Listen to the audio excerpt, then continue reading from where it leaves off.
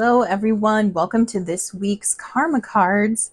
We've got more solar energy ramping up, and we're really going to see it getting closer to the weekend. We've got the KP index is going to be spiking up, which means we're going to be hit with probably some big CMEs and more solar flares. We're having solar flares today as I'm recording it. We have major M class flares. So think of M as moderate, but we're at the top of the moderate, which means there's most likely an X class flare, which is a bigger type of flare, which is the ones we're really watching for coming up here. So it looks like it's coming in any day now. We're going to be feeling the effects of that. And remember, there are groups of people who feel it as it comes in, and that's what I call the etheric group. You're feeling it as it's in the ether, as it's coming in energetically. That's when you're sort of feeling those ascension detox symptoms. And then the other group I call the terrestrial group. You're feeling it as the earth absorbs it and disperses that energy. So neither group is better than the other. It's just when you're really feeling that processing of this energy coming in. So be on the lookout for that, and definitely stay hydrated. We got to stay hydrated during this, and make sure you're adding sea salts to your water while you keep yourself hydrated so that you're hydrating at a deeper level. Now, the big news is today is the 888 portal, the Lionsgate portal. That's happening today, August 8th. It's on the 8th day of the 8th month in an 8 universal year, because 2024 added together creates the 8. And so we've got a 888 portal. Now, the Lionsgate portal has to do with lion being, we're in Leo season, and the gateway they're talking about is the alignment between our sun, the sun of Sirius, as well as Orion's belt. This is a spiritual alignment that happens. It creates a influence really from the sun of Sirius coming in, has a spiritual influence on us.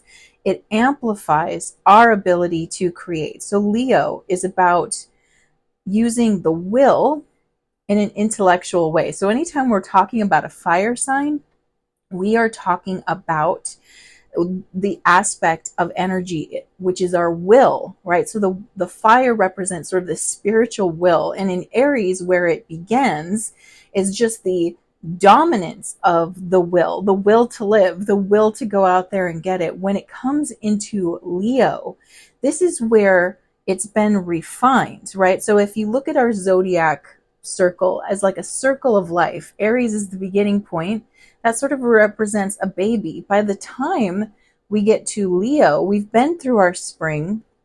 We're well into summer. It would represent a young adult, and sort of the creative act of procreation is represented by Leo as well. But it's that using our will with the intellect involved. So I'm consciously intending to create something. So Leo is all about our creative energy and using our will, our desire to create intentionally.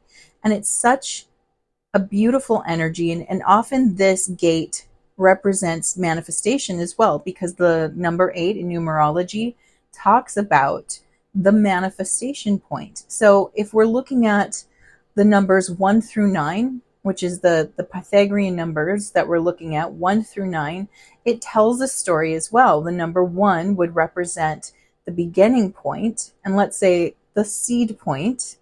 So I'm planting a tree, let's say, and I plant the seed. And all the way up till we hit 8, the seed is growing, it's maturing, it's developing, we're nurturing it, we're watering it.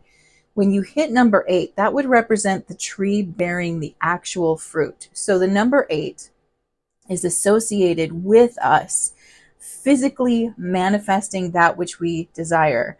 There is financial energy to this as well, because again, the 8 looks like the infinity symbol. And so it's talking about the exchange of energy. What goes this way has to come back this way, right? What goes up comes down. What goes in goes out. So you can see that with the number 8. It also represents karma. 8 is a number that represents karma. It's also connected to the planet Saturn. Saturn and karma are talking about whatever work you're putting in. So again, in the 8, whatever I put in is what I get back, right? So that 8 representing the outgoing and incoming, the energy of exchange. So this is a day where most people think about it as, what am I here? What do I want to manifest? What do I want to create more of? Which is a great way to look at it. But even more so, we want to get into the spiritual side of the number 8 and not just have it be about what we're manifesting, although that is a potent point, and it's not to say it's not important. It's just when you add the spiritual energy to it, that's when you create a real change, a real shift. And that's where what you're putting in is going to create such a bigger return, and not just for you, but it will have an impact, right? So this is when we're adding our spiritual power to it. Now, whatever we put in and we send out has an impact that affects just more than us. And to tell this story even more, I want to bring in the 8th key of the tarot, which is the Strength card. So in astrology, the 8th card is called Strength. And as you can see, there's the lion. This is a card that represents Leo, the astrological sign. And I want to explain what's happening here. So first, let's take a look. And we see a woman, and she looks like she's petting this lion. She's got the infinity symbol over her head. Number one, whenever you see the female, specifically in the Rider-Waite-Smith tarot deck, this is really keyed towards what they were doing. But I believe a lot of people who make decks base their information off of the Rider-Waite-Smith tarot. In the Rider-Waite-Smith tarot, which is what we're looking at, this character, females, always represent the subconscious mind. Subconscious mind. Whenever you see mountains, that's talking about spiritual attainment. So the lion represents the animal nature. And what this card is showing is a taming of the animal nature by the subconscious mind. So again, how we are approaching our animal nature will determine how our animal nature responds to us. And this goes really into the idea of psychological love, self-love. And not the kind of self-love that's based on the ego, but rather the kind of self-love that is accepting and understanding of the nature of the being you're dealing with. Because remember, both these characters represent us. This would be the higher self, and the human self is another way to see this. Both these characters represent us. And this gets into the message that the team wants to share today, is that the way to use our will from a more intellectual or a smart way to use our will is to first love the being that you are. Love everything that's there, everything. So, many of us are enamored by lions. We see them as regal and majestic. Those of us who love cats see them as giant, fluffy killer cats. They're amazing, but they're an animal that's also quite vicious. I mean, if this were to be real life, you'd actually have to be quite skilled at handling the lion. This animal could turn and attack you at any time. And obviously, if the human in this image were to instigate attack, would be destroyed, right? Eviscerated. So what it's showing is she's gently handling the lion and appreciating all aspects, having respect for and appreciation for all aspects of this lion. And in doing so, the lion feels seen and accepted and calm, feels at peace. And this is a metaphor for how to approach ourselves, because there are aspects of ourselves that we recognize, love, and appreciate, right? Just like we see it with the lion. And then, of course, there are aspects of ourselves that we reject, or that scare us, or we feel ashamed of. And therefore, we tend to be harsher with those aspects. But we must understand we're not looking at a compartmentalized, like there's one part of ourself here, and then in this other compartment over here is this other person. No, it's all one person. And in order for us to truly feel calm and accepted and at peace within ourselves, we must learn to love, appreciate, and even respect the aspects of ourselves that are less than desirable to us. And this card tells you what you get when you do that, and that is strength. And it's not the kind of strength, it's not just muscle strength. It's a strength of the will, and it's a strength of spirit. And so again, our message continues to be from the higher realms that this is the time this is a beautiful moment for us to recognize the message here. And we have so many stories in our childhood repertoire that teach us about this. Two I can think of off the top of my head are Beauty and the Beast and The Princess and the Frog. And let's look at these stories a little bit. So both in Beauty and the Beast and The Princess and the Frog, and I'm trying to go with the original stories. I know we have amazing adaptations out there, but the basis of these two stories is that usually the female, which again represents the subconscious mind, is confronted with a beastly figure. In one case, it's like a literal beast. In another case, it's a slimy little frog. And no offense to my frogs, I love you, frog, but slimy little frog. And both of them, the reaction is to be repelled. They're repelled by either the beastly nature of the creature or by the appearance and texture of the creature.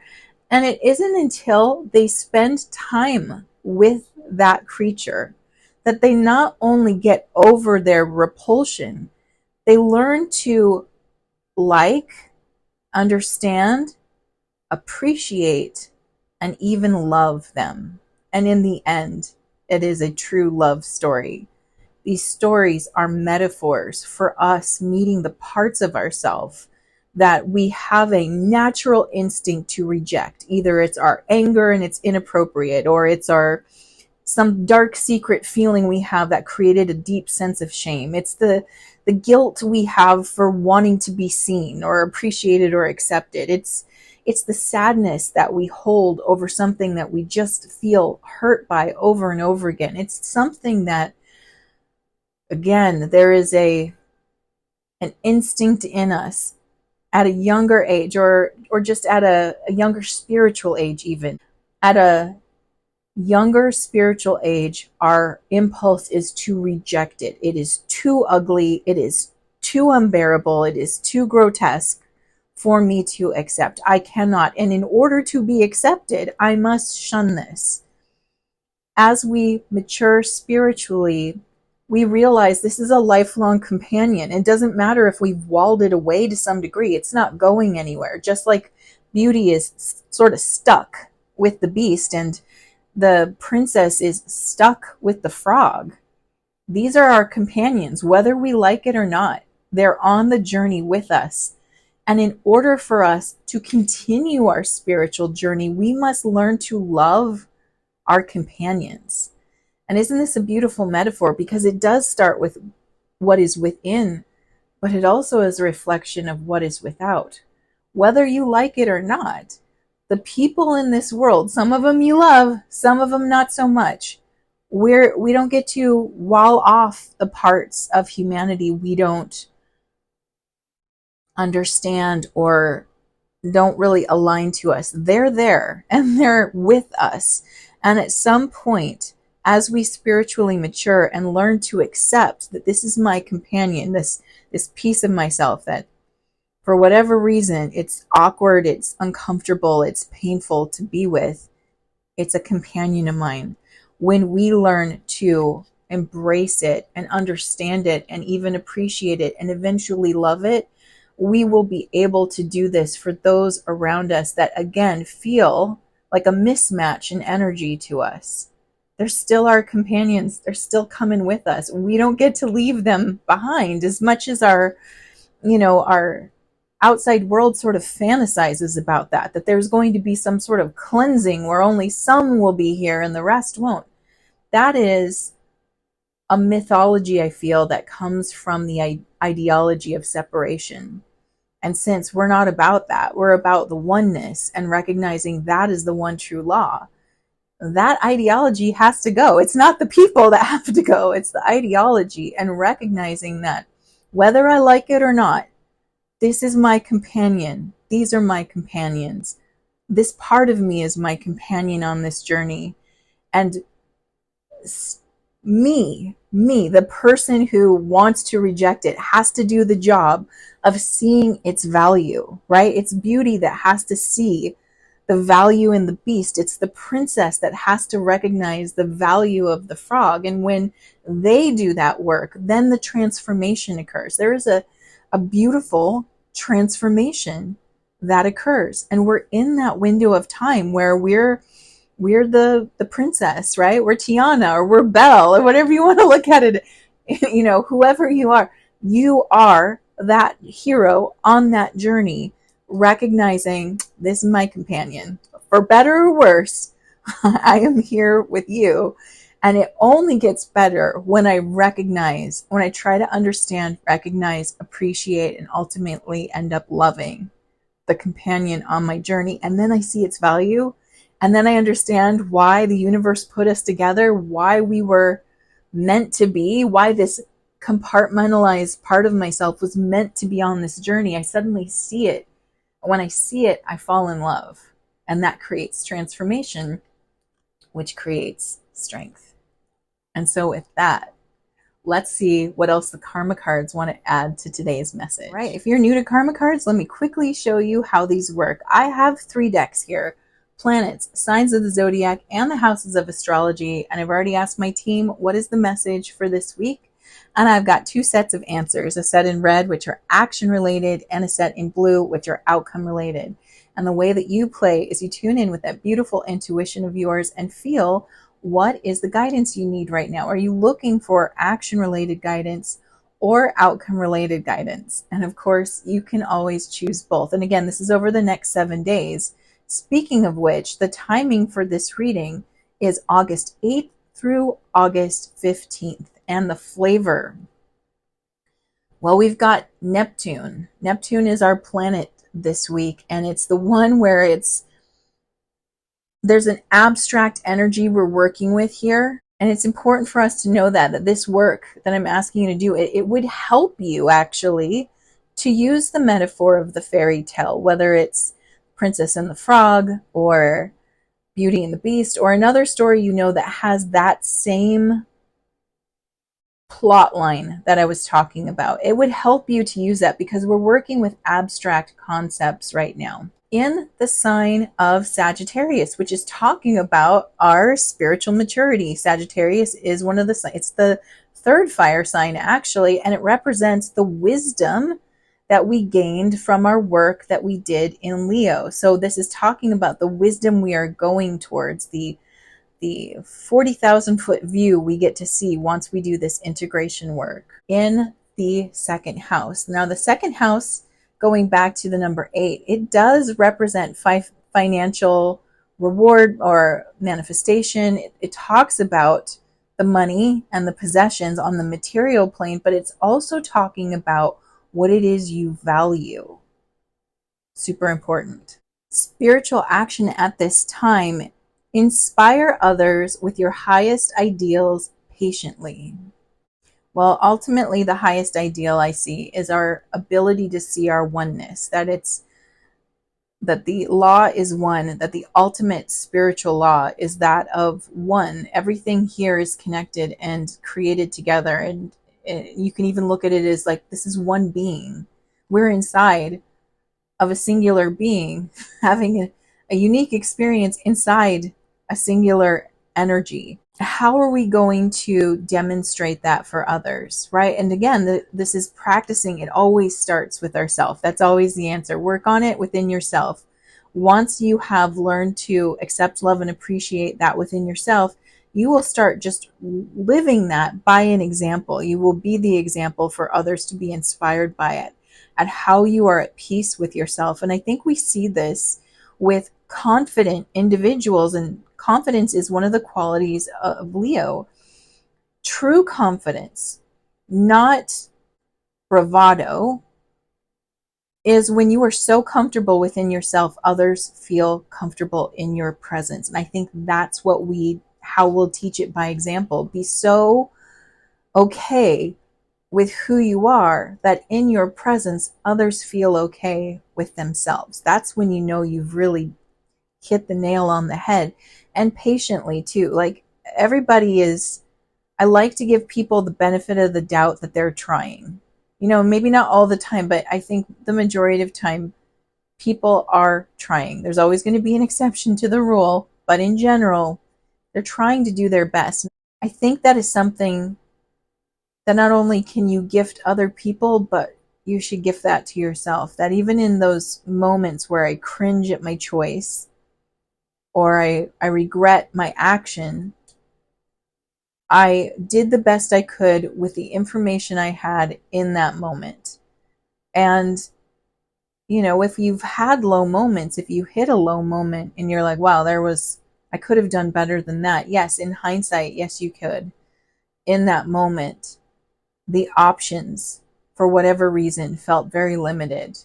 And we are trying to make the best choice. We don't always succeed, but we are trying. And if we can give ourselves that grace, we can be a place of grace for other people. And so it's just asking us to embody loving yourself. That's how you're the example. And know that other people are watching and they're trying to get there. And so be patient, right? Be patient. And I think once we've done that real embodying work, it's easier to be patient with other people because we know what it takes. Mental action at this time. Be prepared to sacrifice for the rules of what you want.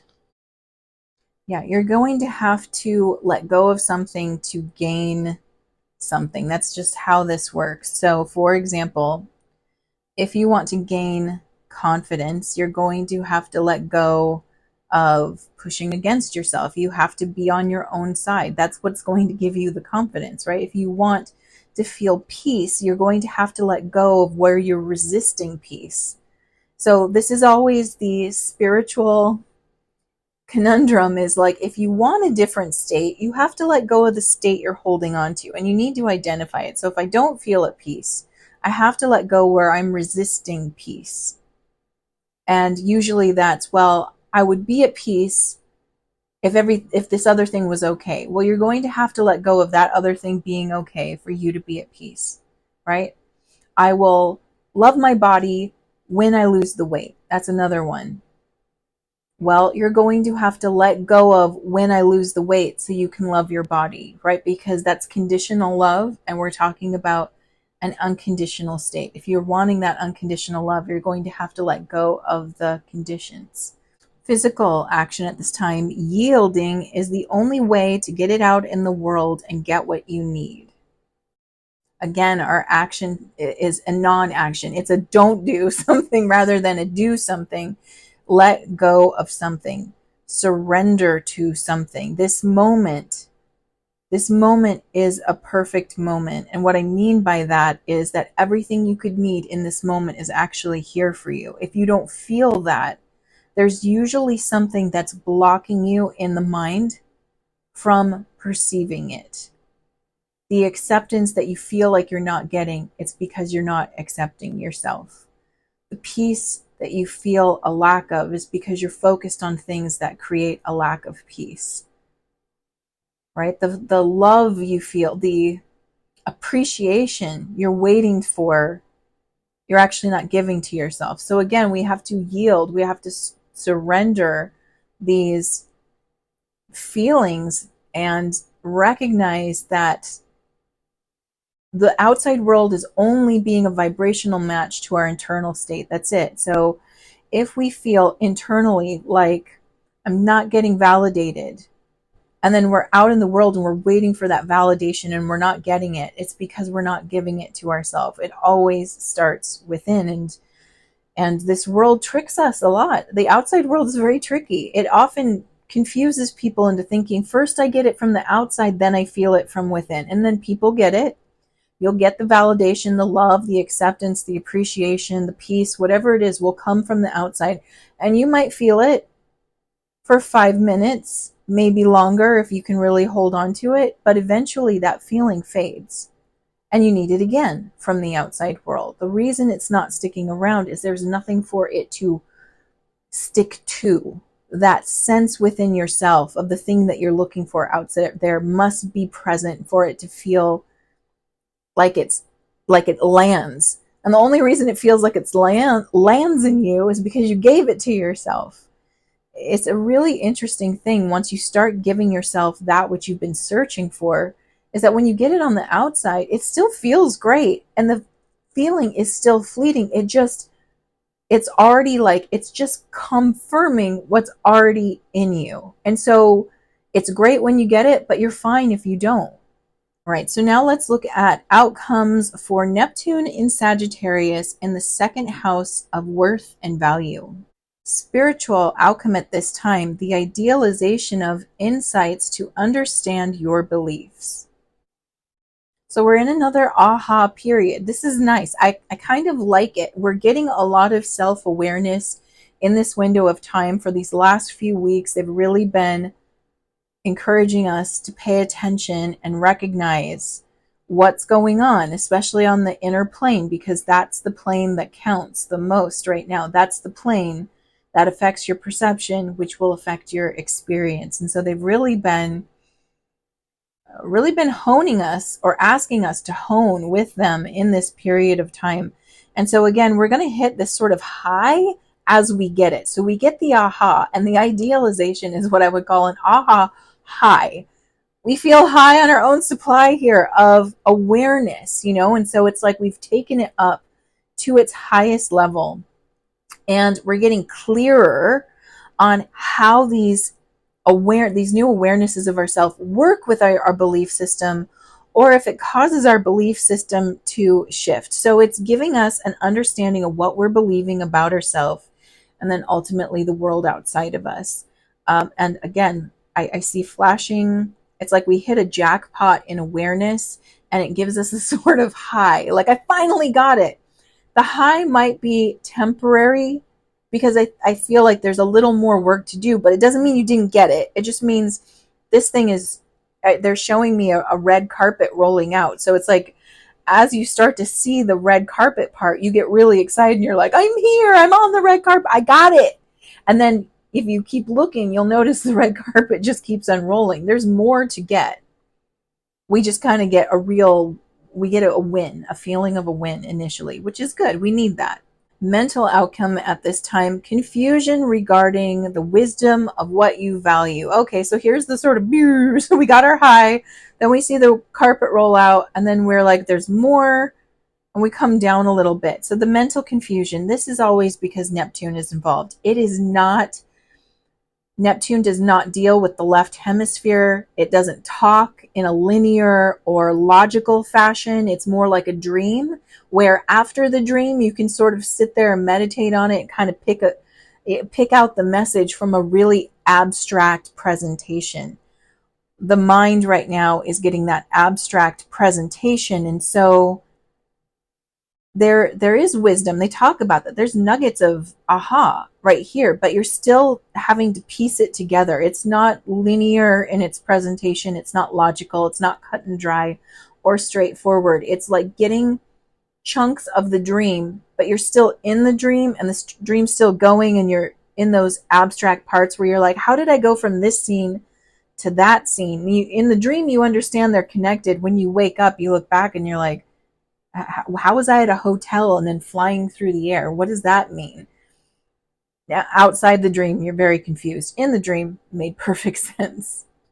And it's getting you to pay attention to your values. So this abstraction is right now around what you value. And it might be that you just need to spend time articulating that, which isn't really something we're asked to do in life unless you work with someone like a therapist or a coach or somebody who sits down with you and asks you directly, what is it that's really important to you? What do you really value? And helps you break it down. That tends to be an abstract concept for a lot of people, myself included. It gets abstract. Like you kind of know it when you see it, but you might have a hard time articulating it. That's where I think we're at right now. Physical outcome at this time, sacrifice resulting from the understanding of your resources. The question I'm getting as I'm asking the team, what do you mean, is like what they say, what are you relying upon to give you strength right now? What are you relying upon? Are you relying upon the words you read in a book? Are you relying upon somebody that you're watching on a video? Are you relying upon the relationship between you and your spiritual energy? What are you relying upon to help you understand this process? And it isn't so much, and the word sacrifice comes in, which we're going to get to in a second, but it isn't so much to decide if it's right or wrong, only is it really sustaining you? Does it sustain you, or do you feel like you have to sort of convince yourself that this is sustaining you?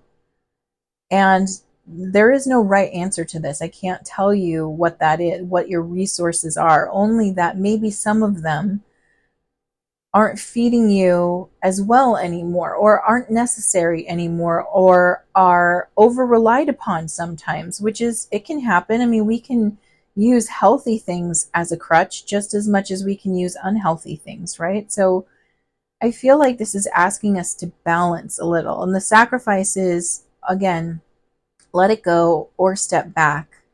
I know for me, I've had to step back from, I watch a lot of videos when I'm working and stuff, and just a lot of the stuff that I've found interesting in the past, either I find it's stressing me out or it's kind of noise in the background, and I've needed to go back to reading a book. I just want quiet and words, and I want to process slowly. And that's just what I need. So I've had to step away from the technology, which shouldn't sound like a sacrifice, but in the world we live in today, and how we are so connected to the world via technology, it kind of feels like a sacrifice. So sort of understanding, like, what are you leaning on right now? Is it balanced? Are you leaning on it too much? Are you using it to distract you? Is it actually a good resource? Like, there's a bit of a inventory check-in moment, and what is my soul calling me to do right now? If it's calling you to spend more time in quiet, and are you resisting that because the quiet makes you uncomfortable? And if that's the case, that's something to note, right? Something to pay attention to. And this isn't to say that you need to relinquish your resources, only to modify and step back from that which feels like it's not adding to the process right now, but creating interference. And again, everything in moderation, right? You can have too much of a good thing. And if you feel like you're oversaturating yourself, or for example, if you go on binges of learning, I love learning. I'm such an avid learner, but I get burnt out. Everybody, I think, hits a limit. If you do too much of it, it's just too much, right? It's like, oh, I want this new skill. I want to learn how to do this new thing. And so I'm very much like a sponge and want to absorb it. But then I feel that burnout of like, okay, I went too far in this direction. I need to engage and then step back and absorb. And I'm personally in that place right now where it's like, okay, I need to step back and absorb and let things settle for a moment. Let it sit and let it see how it informs me in how I want to move forward, or how I do things. And if I find that I'm getting that sort of bunched up feeling, that's what I'm paying attention to. And kind of that's what I'm getting guided to share with you, is just notice where you feel like it's a little bit much. I love cookies, I love ice cream, I love cake. But you and I both know that point where you've had like one too many, right? That's the feeling I get. That's the kind of cutting out. It's like, I need to know my limit, not just with things that are like obviously like, being too much on social media. We all kind of accept now that that's can be a waste of time and can be a big stressor on people. Even if it's necessary, you've got to find that balance, right?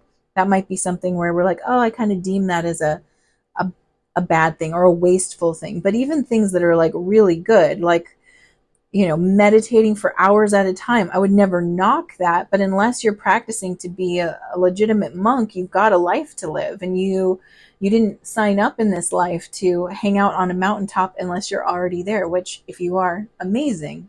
Most of us have to live in the world and find that quiet place. And that's where it's like meditating an extra hour once in a while, great. Every day to achieve something, that's too much of a good thing, especially if you feel like I'm doing all this work and I'm not getting anywhere. That not getting anywhere feeling, that's what's trying to tell you, okay, you're a little bit out of balance right now, because it's not really supposed to be about getting somewhere. It's supposed to be about like being and presence, right? So if you have that feeling of like, I'm doing this to get something, just being asked to step back and check in and find out, is this balanced? Is it healthy?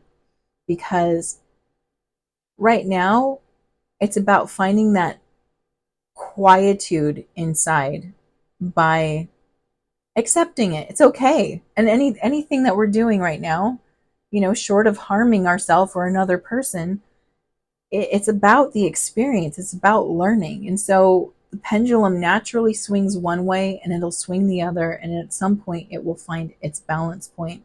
And I feel like that's where we're at right now.